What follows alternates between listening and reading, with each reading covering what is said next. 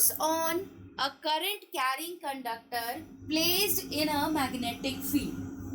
ठीक.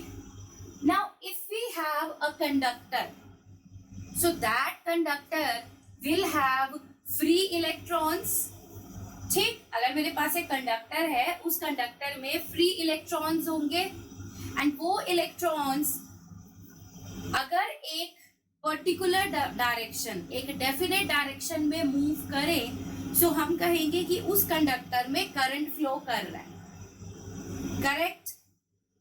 तो अगर इलेक्ट्रॉन्स अपनी वेलोसिटी से मूव कर रहे हैं एंड इस कंडक्टर को अगर मैं एक मैग्नेटिक फील्ड में रख दूं, तो हर एक इलेक्ट्रॉन एक फोर्स एक्सपीरियंस करेगा which will be the magnetic Lorentz force. Yes और नो? भाई कंडक्टर के अंदर फ्री इलेक्ट्रॉन्स हैं, अगर वो एक डेफिनेट डायरेक्शन में मूव करें, सारे इलेक्ट्रॉन्स नेगेटिव से पॉजिटिव टर्मिनल तक मूव करें, तो हम कहते हैं कि पॉजिटिव से नेगेटिव टर्मिनल पर करंट फ्लो कर रहा है. करंट एंड इलेक्ट्रॉन्स की डायरेक्शन ऑपोजिट होती है एक दूसरे के.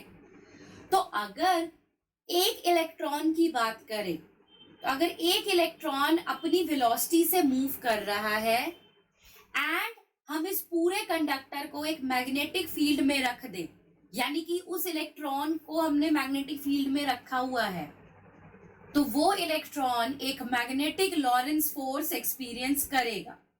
यस.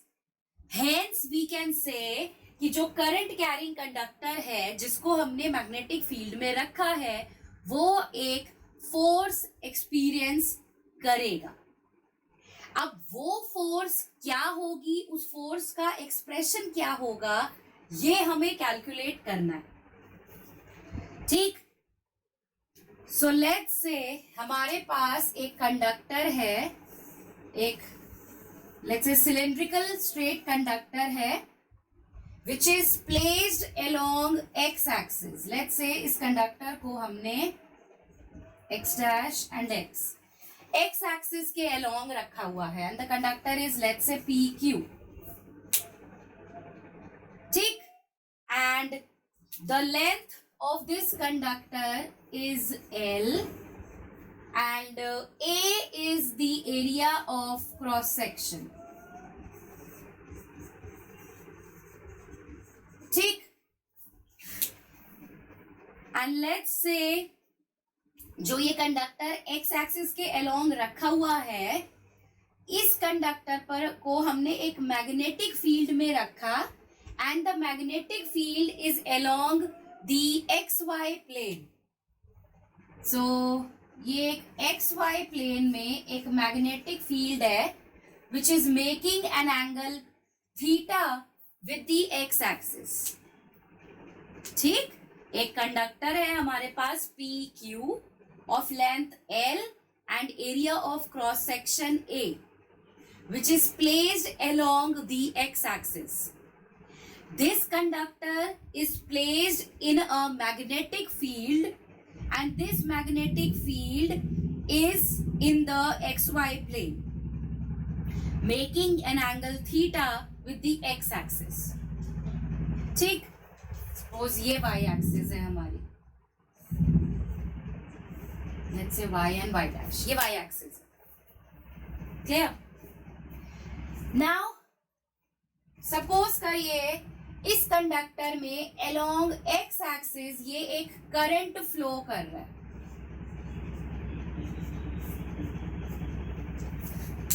ठीक. करंट की अगर ये डायरेक्शन है तो इलेक्ट्रॉन्स की ऑपोजिट डायरेक्शन होगी. भाई अगर करंट आपका एक्स डैश से एक्स की तरफ जा रहा है तो इलेक्ट्रॉन्स आपके x से x डैश की तरफ जाएंगे, ऑपोजिट डायरेक्शन में जाएंगे. Correct. That let vd be the drift velocity of the electron. ठीक. drift velocity of electron and charge on each electron, her electron का चार्ज कितना होगा, -e, नेगेटिव चार्ज, राइट। अब ये इलेक्ट्रॉन मूव कर रहा है ड्रिफ्ट वेलोसिटी से और इस इलेक्ट्रॉन को मैग्नेटिक फील्ड में रखा हुआ है। इसका मतलब इस एक इलेक्ट्रॉन पे मैग्नेटिक लॉरेंस फोर्स लगेगी। भाई वेलोसिटी भी है, मैग्नेटिक फील्ड भी है, सो V क्रॉस B की वजह से इस पर एक मैग्नेटिक लॉरेंस फोर्स लगेगी। So the magnetic Lorentz force on an electron is, let's से स्मॉल f से इंडिकेट कर रहे हैं, जो एक इलेक्ट्रॉन पे लग रही है। So this is equal to, क्या फॉर्मूला है, Q into V cross B। Yes, अब Q कितना है यहाँ पर, -e, इलेक्ट्रॉन का charge. So -e into VD cross B। समझ आया? हाँ जी,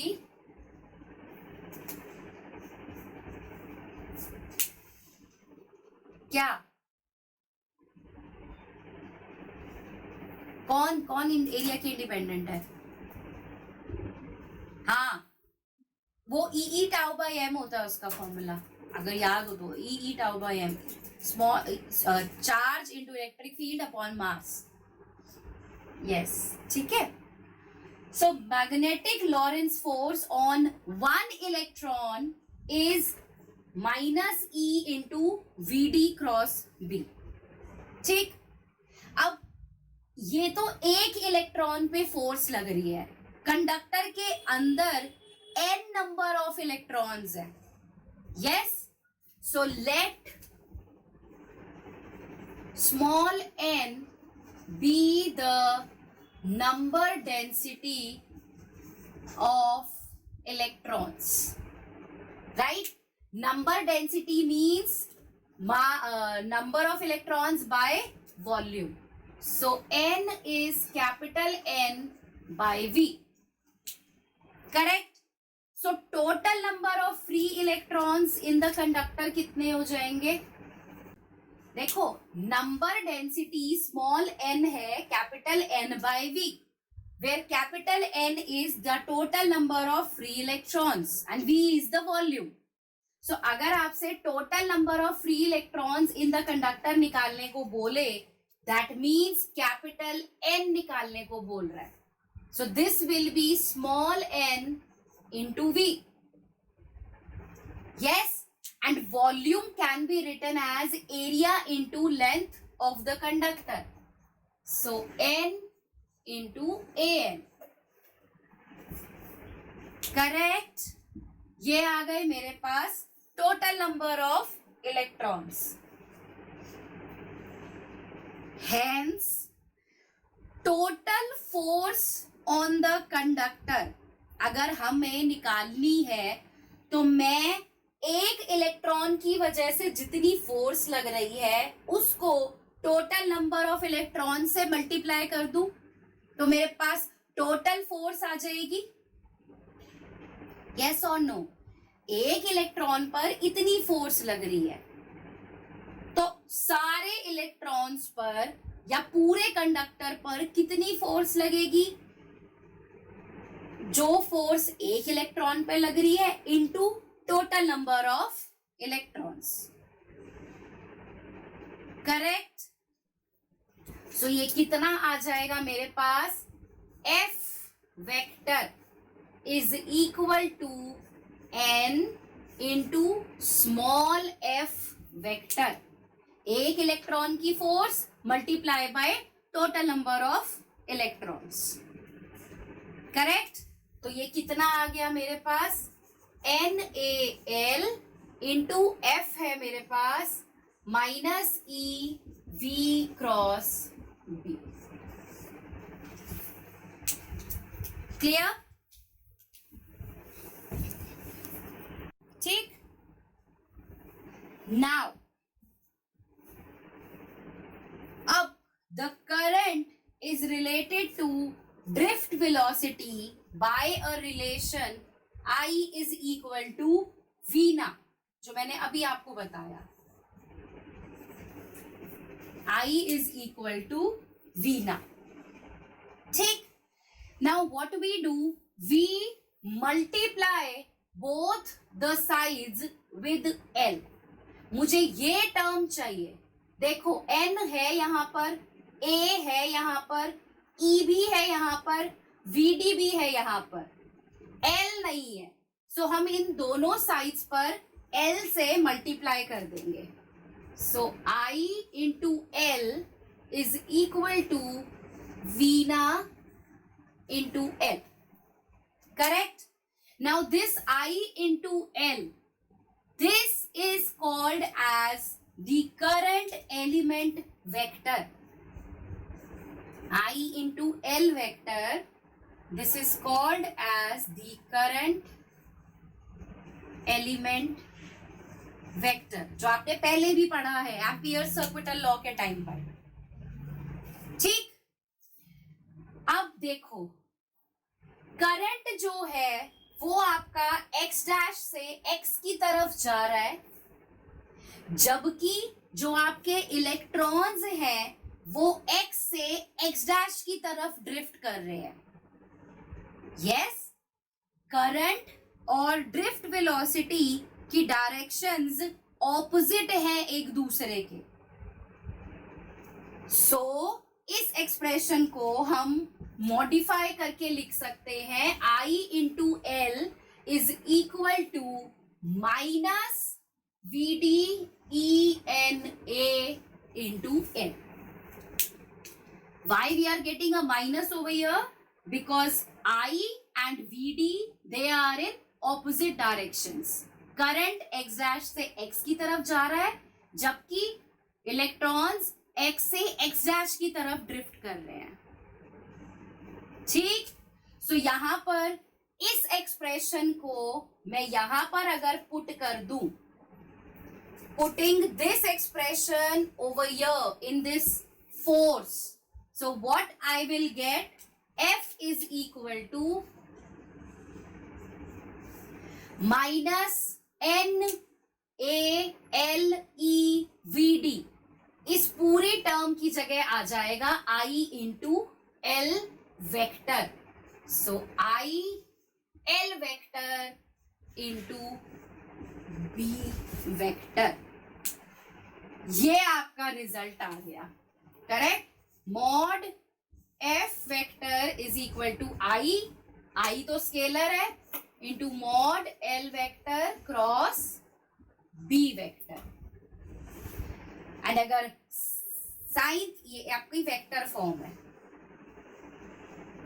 एंड अगर साइन थीटा की टर्म्स में लिखें, so F is equal to BIL sine theta. This is the required result. याद भी ऐसे ही रखना, F is equal to bill sine theta. Bill याद रखो, बिल. यहां से आपको फॉर्मूला कभी नहीं भूलेगा, BIL sine theta. So F is bill sine theta. So the first special case that we will consider is if theta is equal to 0 degree और 180 degree. If theta is 0 degree और 180 degree. Theta 0 या 180 का क्या मतलब है? ये angle, right. यानी कि आपकी जो ये मैग्नेटिक फील्ड है, this is either along the same direction as the current और it is opposite to the direction of the current. अगर करंट के साथ सेम डायरेक्शन में है, so angle theta is 0, and if it is in opposite direction, so theta is 180 degree. ठीक.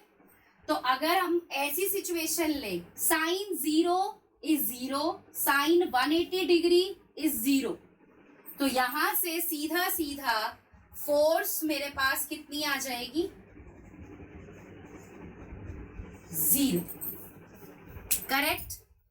इसका मतलब अगर आप एक करंट कैरिंग कंडक्टर को एक मैग्नेटिक फील्ड में प्लेस करो जो पैरेलल है, right, when a current carrying conductor is placed parallel to the direction of the magnetic field, then it experiences no force।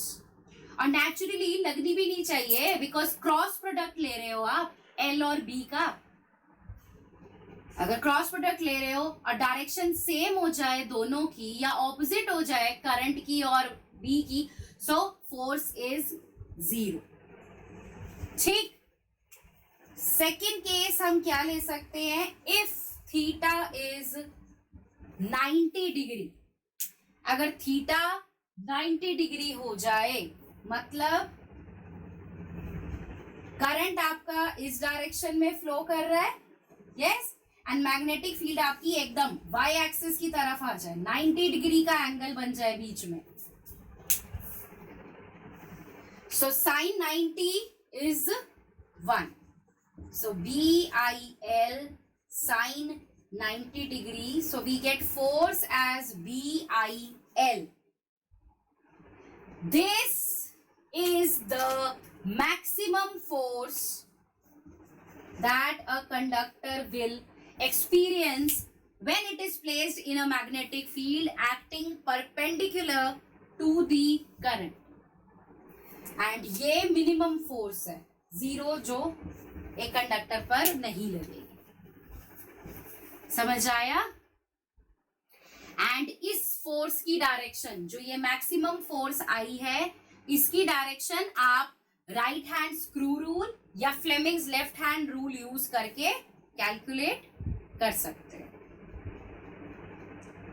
समझ आया। एक चीज यहां पर ध्यान रखने की है, ये जो एक्सप्रेशन हमने निकाला है F is equal to BIL sine theta, ये एक्सप्रेशन वैलिड है जब हम ये मान के चलें कि जो मैग्नेटिक फील्ड हम लगा रहे हैं ये throughout the length of the conductor uniform है। समझ आया। F is equal to bill sine theta, ये रिलेशन वैलिड सिर्फ और सिर्फ तब है जब हम ये कंसिडर कर रहे हैं that the magnetic field is uniform through out the length of the conductor. मैं किसी भी करंट एलिमेंट से कैलकुलेट करूं फोर्स, सेम आएगा, ठीक है, बिकॉज मैग्नेटिक फील्ड को हम यूनिफॉर्म मान रहे हैं इस कंडक्टर की पूरी लेंथ पर।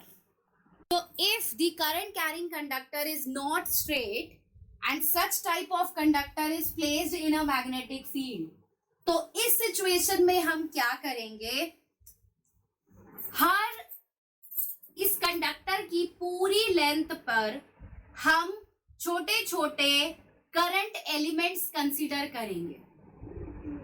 ठीक।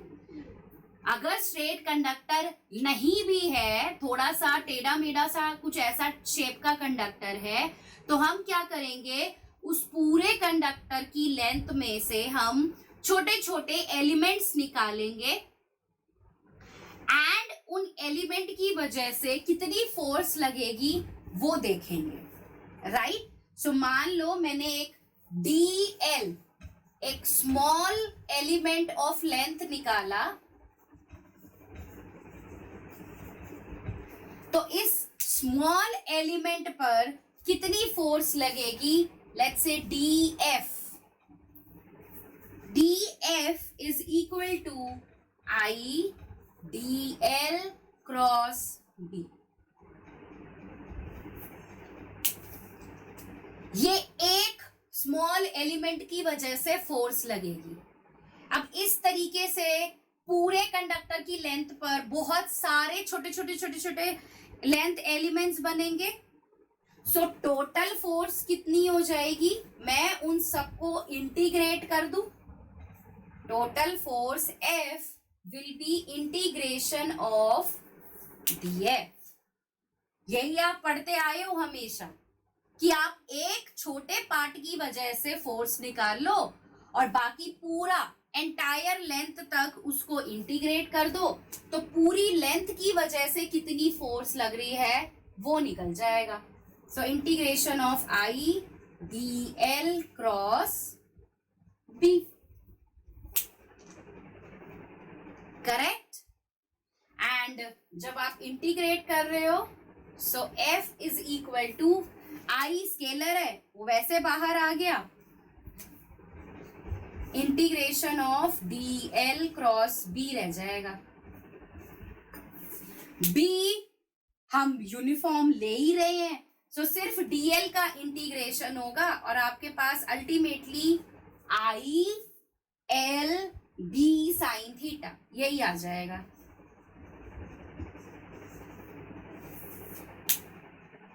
समझ आया. और मैग्नीट्यूड की बात करें अगर तो L का मैग्नीट्यूड हमको लेना है, पॉजिटिव ही आएगा वो.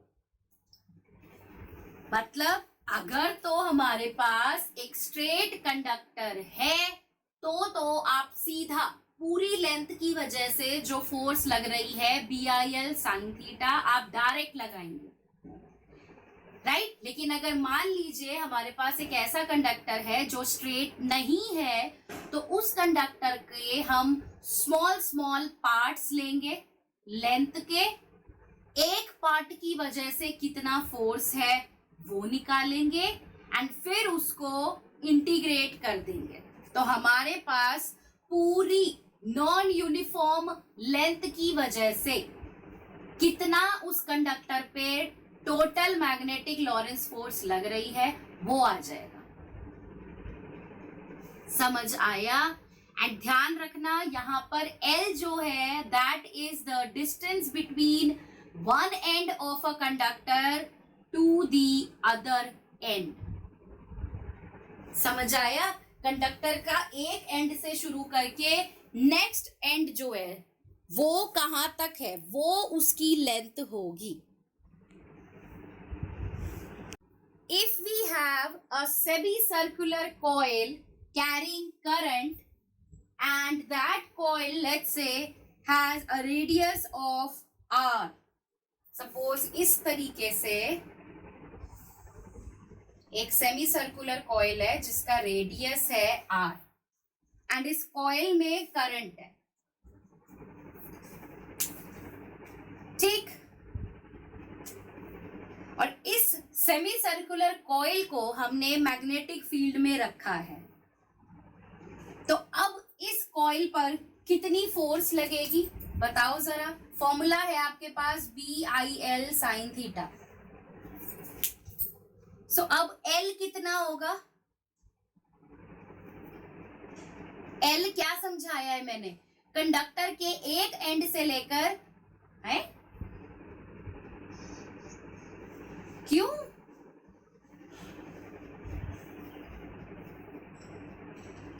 कंडक्टर के एक एंड से लेकर दूसरे एंड तक की लेंथ है.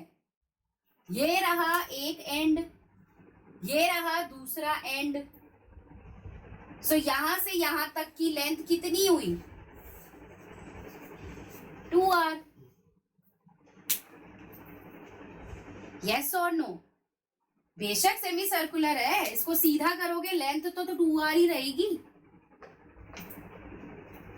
यस और नो. भाई अगर आप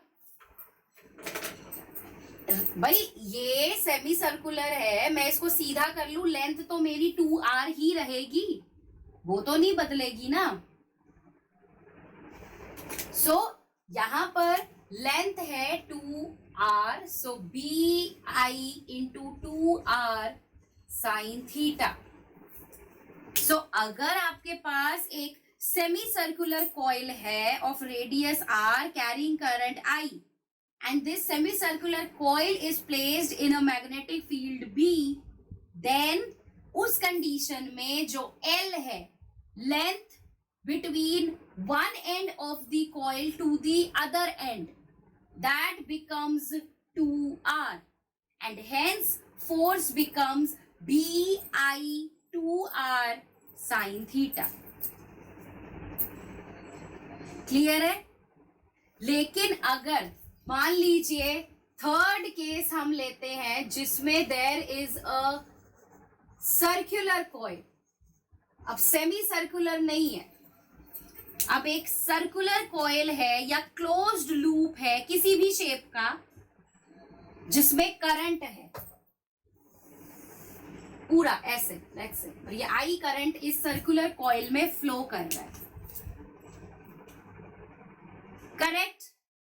तो अब कितनी फोर्स होएगी बताओ जरा, एक एंड से दूसरे एंड के? Yes, correct. एल लेंथ की जो हम बात कर रहे हैं, F is equal to B I L sine theta.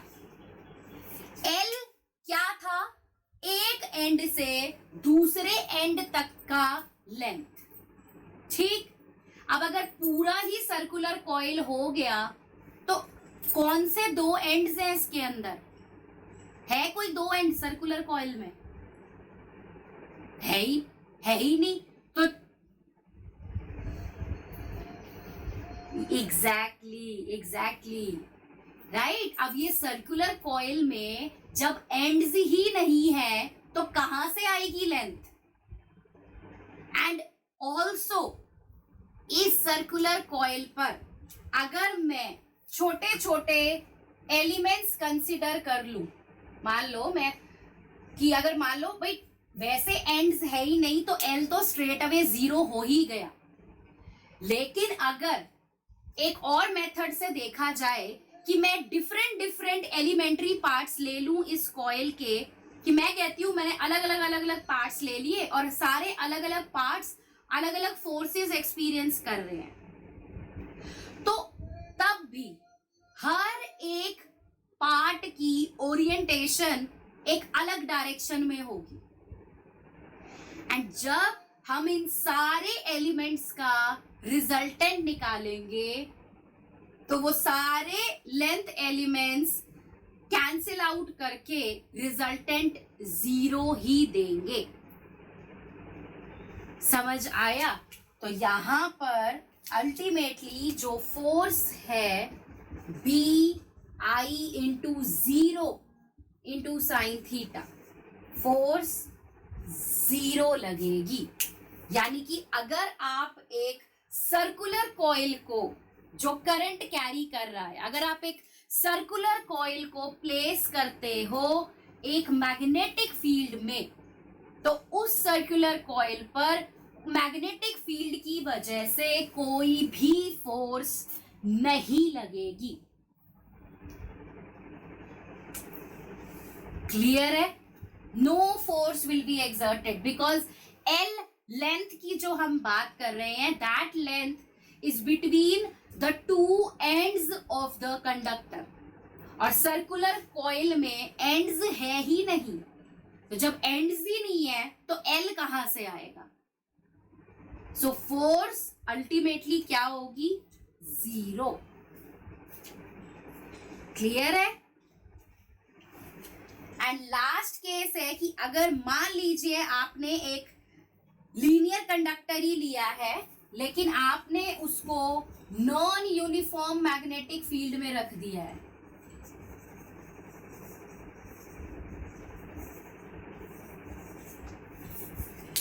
तो अगर आप नॉन यूनिफॉर्म मैग्नेटिक फील्ड में रख रहे हो तो उस सिचुएशन में उस कंडक्टर के अलग अलग एलिमेंट्स अलग अलग फोर्स एक्सपीरियंस करेंगे।